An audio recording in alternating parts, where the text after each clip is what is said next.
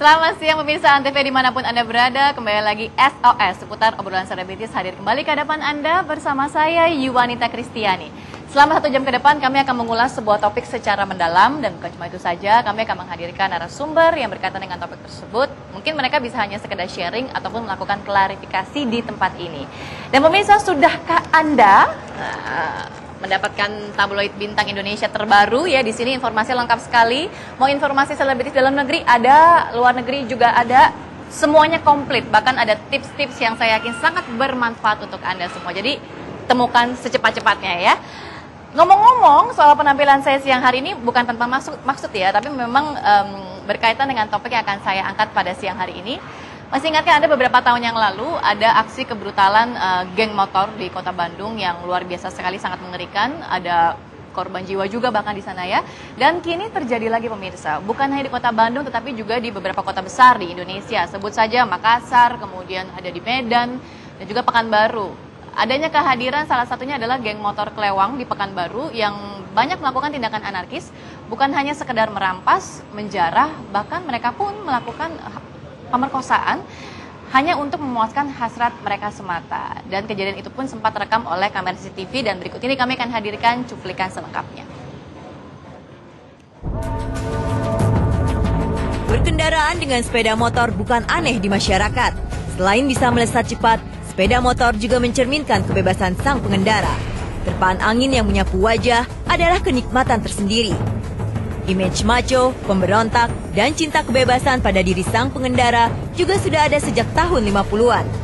Aktor-aktor Hollywood seperti Marlon Brando, James Dean, dan Elvis Presley dalam balutan jaket kulit dan motor besar menjadi ikon pemberontakan sejati. Fenomena kekerasan yang melibatkan kelompok pengendara bermotor sudah bukan barang baru lagi. Di tahun 60-an, kelompok seperti Hell Angel di Amerika Serikat dikenal sebagai pembuat keresahan masyarakat. Di Indonesia sendiri, kelompok-kelompok motor pun bermunculan. Dari yang resmi sebagai klub minat, hingga yang liar seperti geng-geng motor. Aksi mereka pun beragam. Ada yang aktif dalam kegiatan kemasyarakatan, ada juga yang terjerat dalam kasus kriminal. Kasus-kasus kekerasan yang melibatkan kelompok bermotor semakin hari semakin menjadi. Dari tindak arogansi di jalan hingga ke kasus pemerkosaan, bahkan pembunuhan dilakukan oleh kelompok bermotor. Tanggal 9 Mei 2013, geng motor di Makassar mengeroyok wartawan salah satu stasiun TV swasta, Muhammad Ardiansyah, saat hendak pulang ke rumahnya. Sebelumnya, bulan Maret, wartawan TV swasta daerah Harun Rashid dipanah oleh geng motor ketika melintasi Jalan Veteran Utara.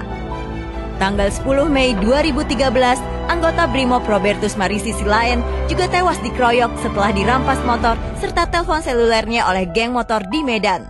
Tanggal 6 Mei, kasus pemerkosaan yang dilakukan oleh geng motor Klewang di Pekanbaru menjadi momok menakutkan bagi masyarakat ketika berjumpa dengan kelompok-kelompok bermotor. Kasus pemerkosaan yang terjadi di Stadion Utama Riau Pekanbaru dilakukan terhadap remaja putri yang sedang berjalan-jalan dengan kekasihnya di sekitar stadion. Alih-alih mereka mengobrol untuk saling mengenal, remaja putri itu justru diperkosa di depan kekasihnya sendiri. Beragam tindak kriminal yang terjadi di tanah air seolah menjadi cermin maraknya kejahatan yang dilakukan oleh kelompok-kelompok tersebut. Beberapa tindakan bahkan terekam oleh kamera CCTV dan disiarkan di stasiun televisi. Hal ini tentu menjadikan kelompok-kelompok pengendara roda 2 itu sering mendapat stigma negatif dari masyarakat. Banyak tuh kalau misalkan kita pergi kemana, kalau ada gerombolan motor gitu, kadang-kadang suka mobil suka ditendang. Gue udah pernah ngalamin soalnya. Mobil ditendang ya karena mereka banyakan kan, dan maksudnya kita suruh minggir.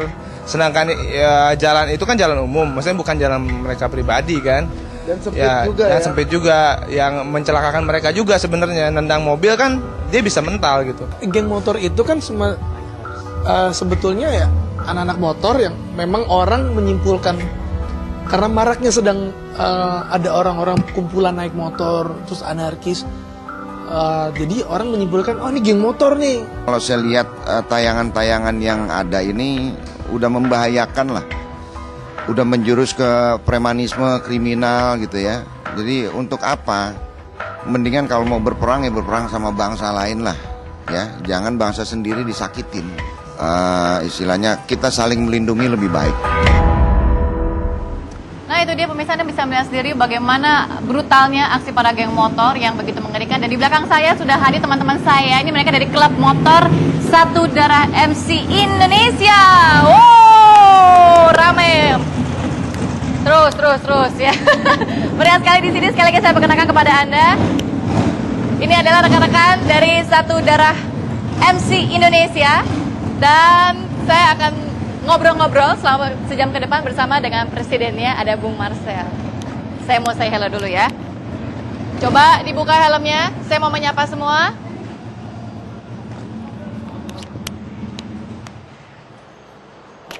Rapatkan barisan.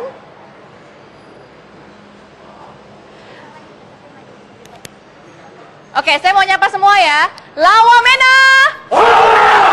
Haulala. Wah, tepuk tangan dulu dong untuk semua yang sudah hadir siang hari ini di SOS. Dan pemirsa, saya mau ngobrol sama presidennya hari ini. Ini namanya adalah Bung Marcel. Salaman dulu dong. Baik. Apa kabar, Bung? Baik, Wah, baik, kayaknya baik. sehat sekali hari ini ya. Siap. Siang-siang ditemani. Ini ada berapa orang yang dibawa hari ini? Ini kurang lebih 20 ya sama teman-teman yang mungkin belum hadir tapi ya kurang ya 20. 20 ya, ini mas sebagian kecil ya. sebagian kecil lah. Ujung kuku gitu ya. Ya. Dan nanti saya akan ngobrol-ngobrol lagi dengan Bung Marcel seputar eksistensi dari klub motor ini seperti apa dan bagaimana tanggapan mereka mengenai stigma negatif dari geng motor. Ya, kami segera kembali tetap di SOS.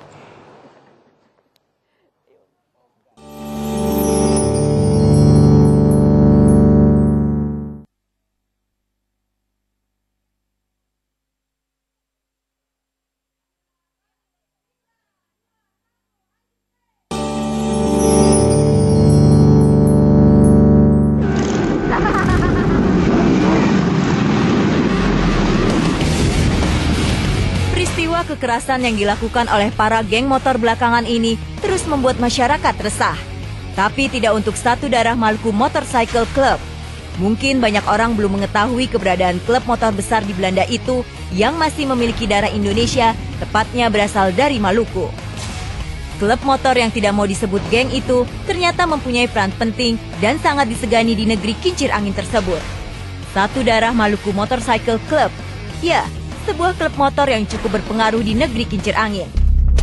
Dibentuk pada awal tahun 90-an di kawasan Moerdere, sebuah wilayah dekat kota Gouda, Belanda. Didirikan oleh 9 orang pria, 7 orang Ambon, dan 2 warga Belanda yang sudah lama bersahabat. Dan nama Satu Darah MC yang mereka gunakan memang khas Indonesia. Meskipun dalam perkembangan, anggotanya tidak terbelenggu pada suku, agama, ras, dan golongan tertentu. Saat ini, anggotanya telah beredar di kota-kota di Belanda, Belgia, Jerman, Spanyol, Malaysia, dan Indonesia. Satu Darah MC sendiri sempat membuat gempar di Belanda ketika pertengahan 2011 lalu ketika akan bentrok dengan salah satu geng motor terkenal, Hells Angel.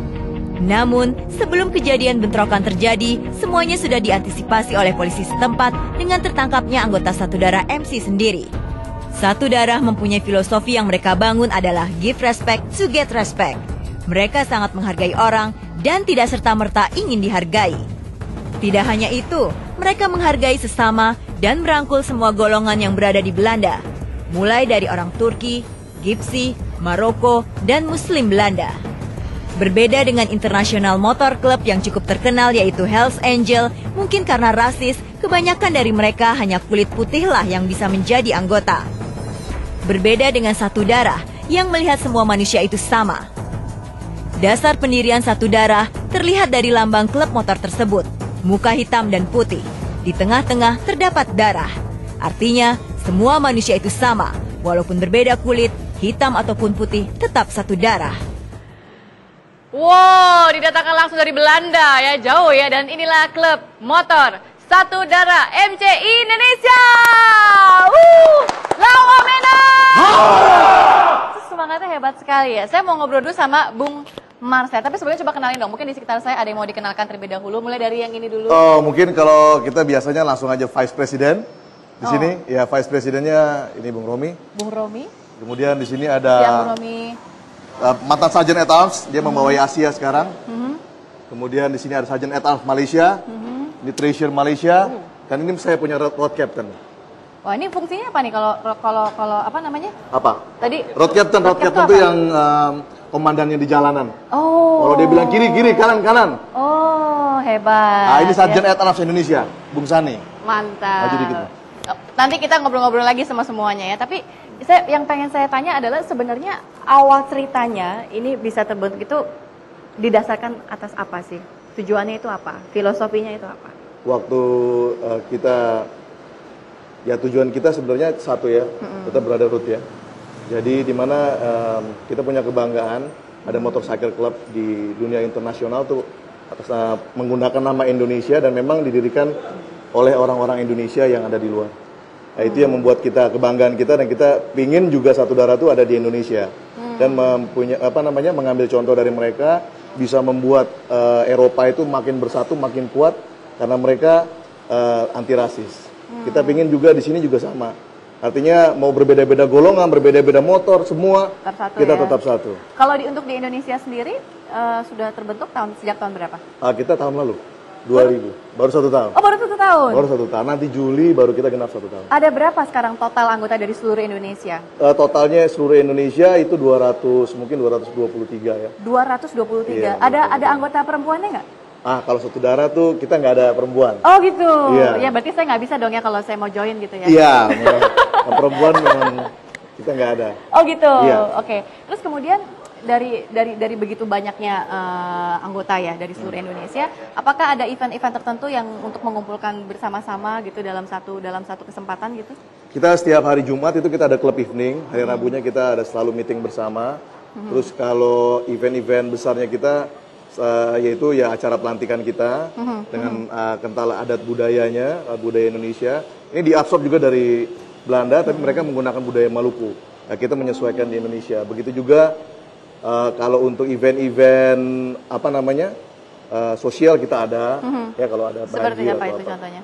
Oh, kalau untuk kita setiap riding kita pasti akan datang ke setiap kecamatan atau setiap yang kita berikan bantuan seperti itu. Oke. Nah, Bung, sekarang ini kan di Indonesia itu lagi marak terjadi aksi anarkis yang dilakukan oleh geng-geng motor gitu ya. Yeah. Nah, ini sebenarnya istilah geng motor sama klub motor itu berbeda nggak sih sebenarnya? Kalau saya lihat sebenarnya sangat berbeda ya. Jadi karena geng itu sebenarnya mereka karena di Indonesia kan aja ya. Artinya mereka pingin seperti motor club tapi tidak bisa seperti motor club karena rata-rata mereka tidak menyerap aturan-aturan dengan baik. Jadi kalau setiap struktur di motorcycle club tuh punya peran masing-masing dan memang perannya itu sangat artinya punya tanggung jawab yang besar. Jadi kalau memang dia presiden, memang dia Sarjan Air Arms, itu memang aturan harus diterapkan yang benar.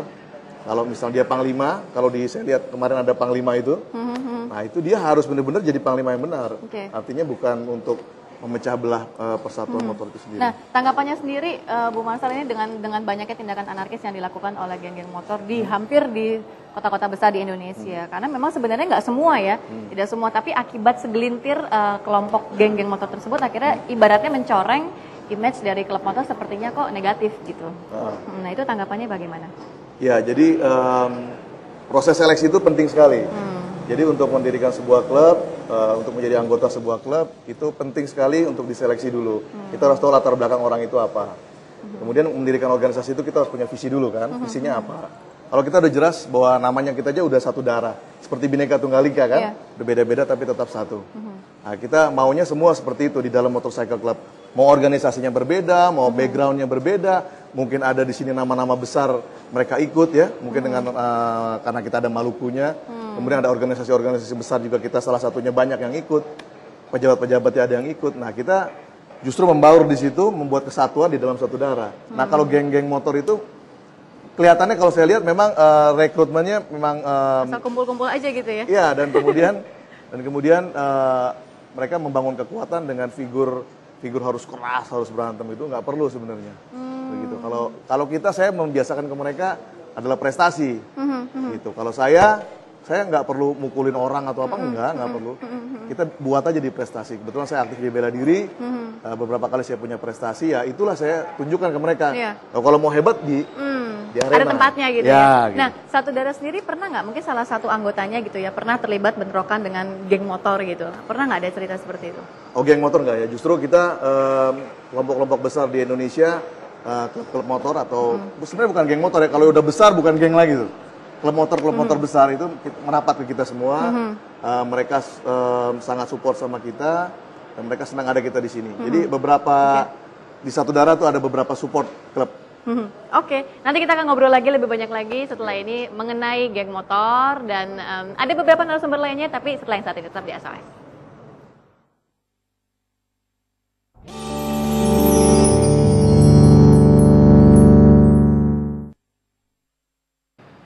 Kembali lagi di SOS seputar obrolan selebritis dan ada Yuanita serta teman-teman dari Satu Darah Indonesia. Wah, di sini makin meriah sekali dan mereka tetap setia bersama dengan saya meskipun panas menerjang di sini ya. Tepuk tangan sekali lagi kita berikan semangat yang luar biasa. Terus, Bung, tadi saya perhatiin ini kok rompinya beda-beda ya. Ini ada Vice President Jakarta, ini cuma Satu Darah MC Jakarta, Satu Darah MC Presiden Depok City, itu SGT At Arms. Ini maksudnya apa sih? Jadi ini jabatannya atau bagaimana? Betul. Jadi di sebelah kiri ini kita di sini jelas ada nama Satu Darah MC, kemudian ada nama jabatan.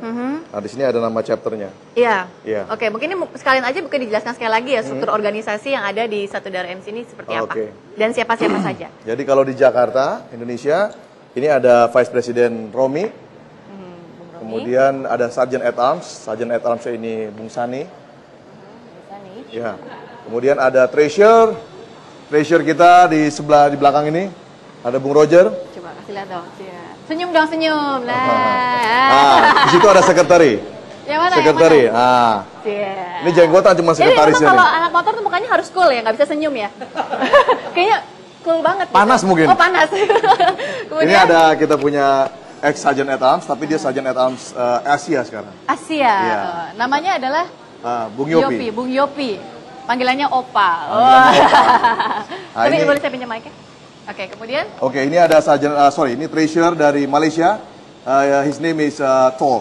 Oh, so I come from Malaysia. Oke. Siapa lagi kemudian? Oke, this is Sergeant at Arms from Malaysia also. Kuala Lumpur, this is Jingo. Jingo ya? Bung Jingo. Jingo, coba saya mau ngobrol sebentar, ini menarik sekali karena ada sosok, saya manggilnya Opa aja kali ya. Opa. Opa ini asli dari Belanda Opa awet ya? muda.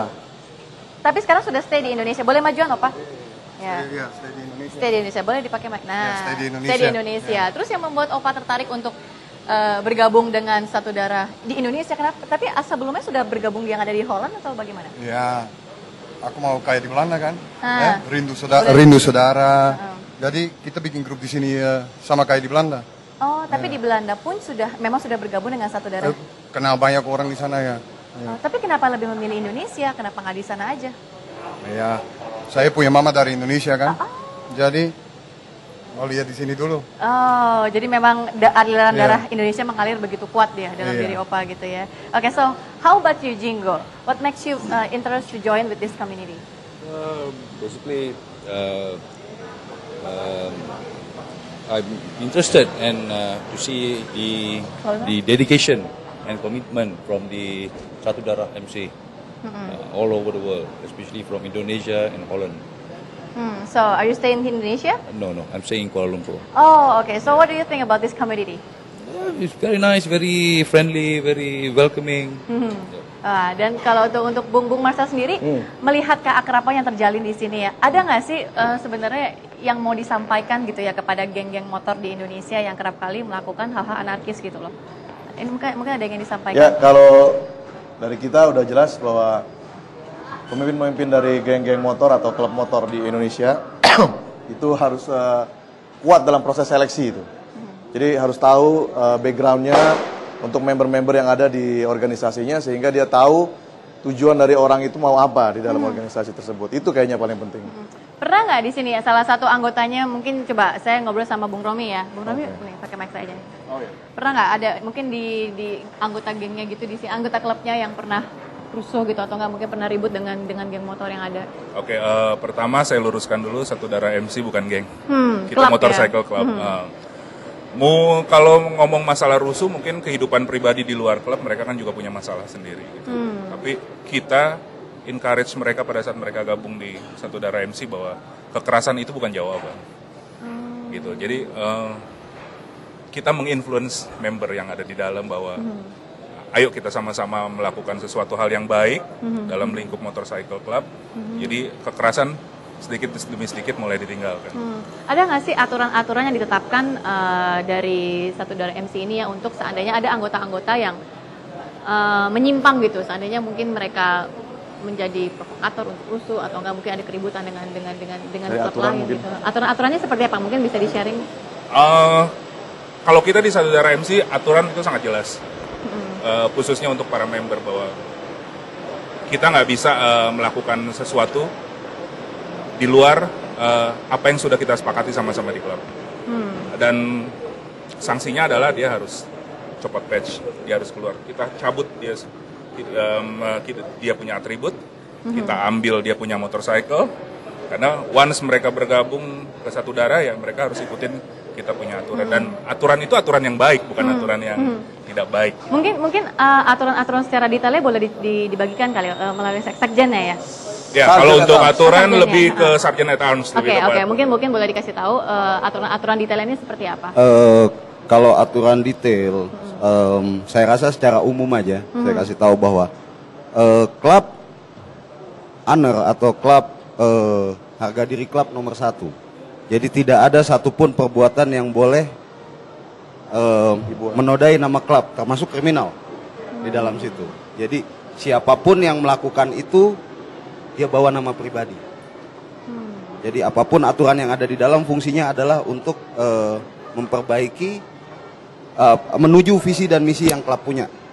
Jadi secara umum aja saya bisa kasih bahwa, tapi yang pasti aturan yang ada di Satu Darah adalah aturan yang positif, sama sekali jauh dari aturan-aturan yang melegalkan satu perbuatan melanggar hukum. Tidak ada di Satu Darah. Dan sanksinya clear, seperti yang Faiz katakan tadi bahwa sanksinya keluar. Ada contoh kasus nggak? Simple sebenarnya. Ini kasus kecil mungkin. Pada saat kita ride out, ada satu member yang mungkin dia rasa dia mampu, padahal kalau di jalan nih udah ada road captain yang bertanggung jawab. Dia coba ambil alih. Selesai dari sana, dia copot patch. Dia coba ambil alih, kalau di jalan kan kita punya road captain, itu sudah aturan. Captain yang akan mengurus semua, mulai dari cara jalan, kapan mesti berhenti, kapan mesti belok, kapan mesti menepi. Ada satu member yang dia coba untuk ikut campur, selesai dari ride out, dia kita copot. Oh, oke. Jadi aturan di Satu Darah keras, karena dengan aturan kami hidup. Iya, jadi itulah pemirsa bedanya klub motor dan juga geng motor ya. Kalau di klub itu ada aturan jelas, ada struktur organisasinya, jadi nggak bisa sembarangan. Untuk jadi anggotanya pun juga ada proses yang harus dilewati begitu ya. Saya akan mengundang beberapa narasumber lagi, tapi setelah yang satu ini tetap di SOS.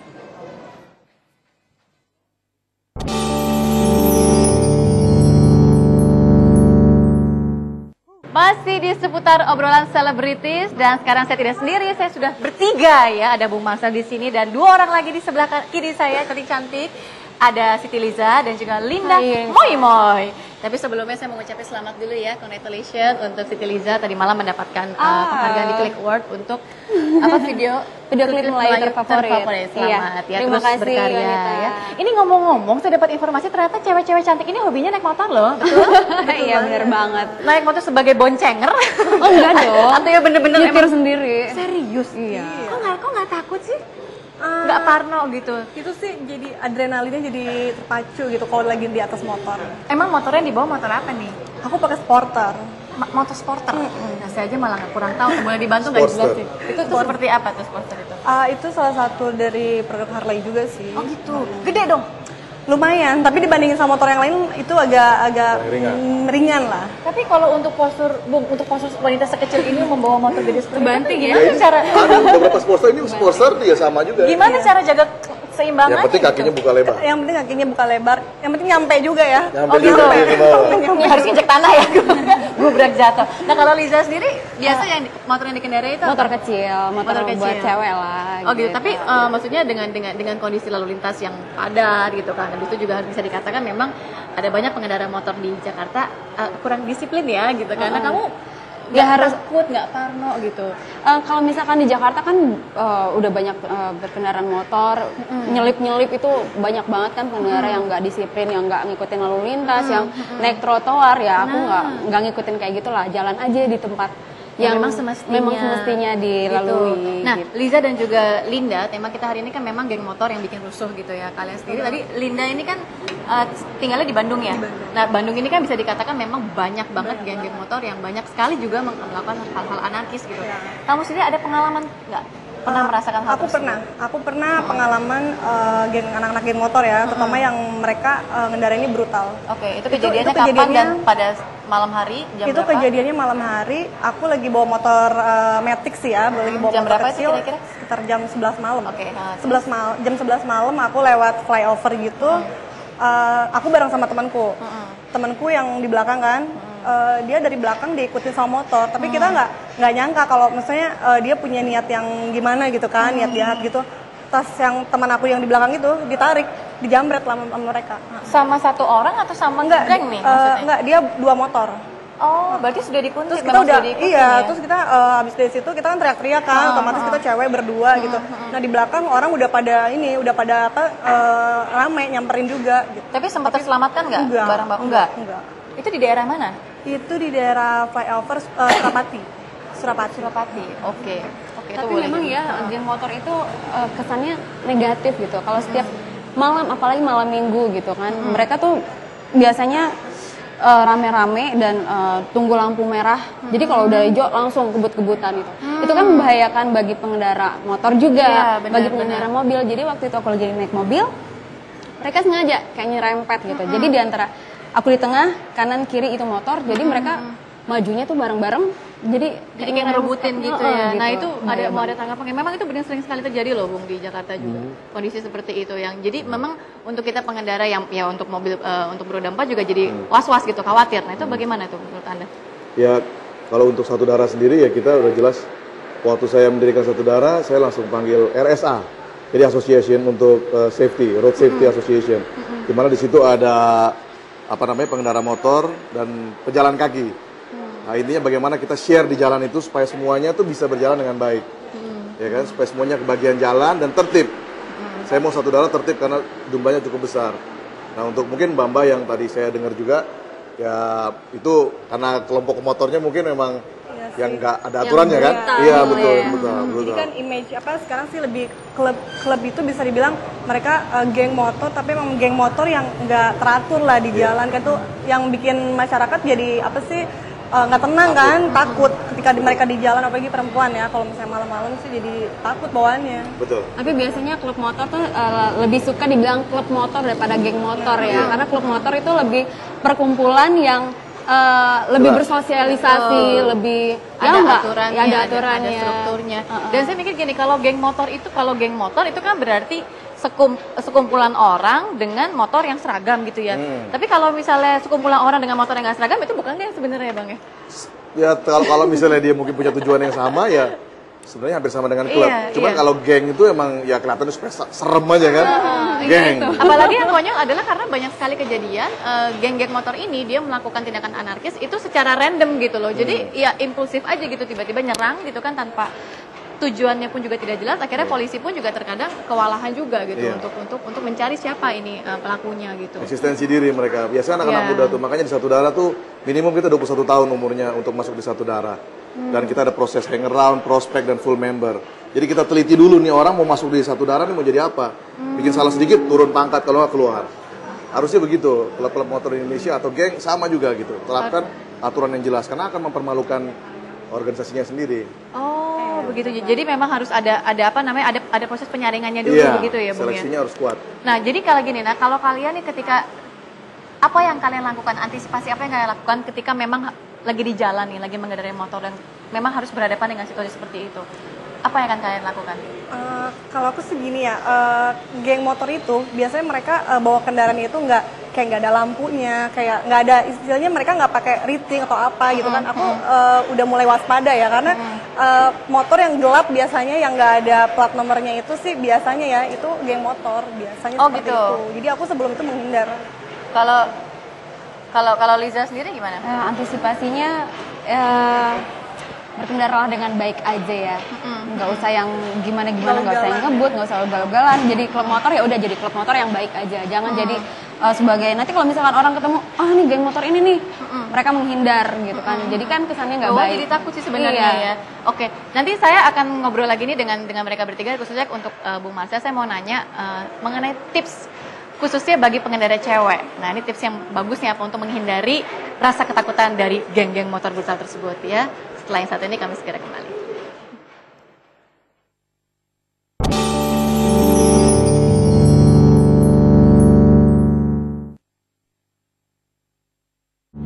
Masih di SOS seputar obrolan selebritis dan dengan ketiga bintang tamu saya di sini ada Bung Marcel, kemudian ada Siti Liza dan juga Linda Moimoy. Saya mau nanya tadi ada yang ketinggalan, Linda, kegiatan-kegiatan apa saja sih yang kamu lakukan selama bergabung dengan klub motor ini?